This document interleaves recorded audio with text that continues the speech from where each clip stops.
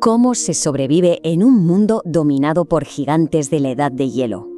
Hoy vamos a hacer un viaje de miles de años atrás en el tiempo para conocer a los primeros pueblos de Norteamérica y sobre todo para descubrir una de las innovaciones tecnológicas más importantes de toda la prehistoria. Nuestra historia arranca aquí, alrededor del 9500 a.C. Es a partir de esta fecha cuando los yacimientos arqueológicos nos dan ya una visión muy clara, confirmando que había una presencia humana bien establecida y, ojo, en pleno desarrollo por toda Norteamérica. Pero lo interesante de verdad es que lo que encontraron los arqueólogos no era una simple copia de las culturas asiáticas de las que en teoría descendían estos pueblos. No, estaban viendo nacer algo totalmente nuevo, algo que era único de este continente.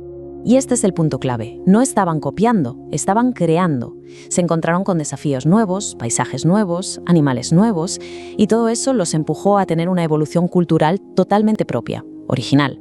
Y dos de las culturas que mejor representan esto fueron precisamente los Clovis y los Folsom. Primero vamos a conocer a los Clovis. A ver, hay que ponerse en situación.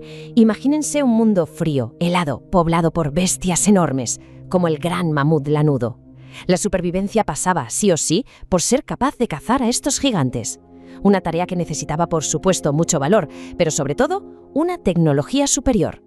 Y para enfrentarse al mamut, su solución fue una auténtica proeza de la ingeniería de la Edad de Piedra. Desarrollaron una lanza con una punta de piedra muy particular. Era larga, era fuerte y, lo más importante, tenía una especie de canal en el centro.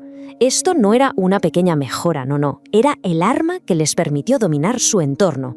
Claro, el mundo no se detiene. El clima fue cambiando, los mamuts empezaron a desaparecer y otro animal pasó a ser el rey de las llanuras, el bisonte de cuernos largos. Y es justo aquí donde entra en escena la otra cultura, los Folsom, muy emparentada con los Clovis, pero con sus propias adaptaciones.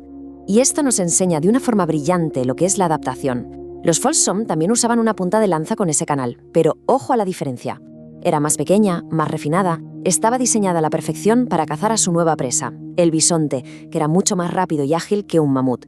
No era una tecnología peor, para nada, era una tecnología especializada. Así que, a pesar de que cazaban animales distintos y sus herramientas tenían tamaños diferentes, las dos culturas compartían un vínculo tecnológico que era fundamental.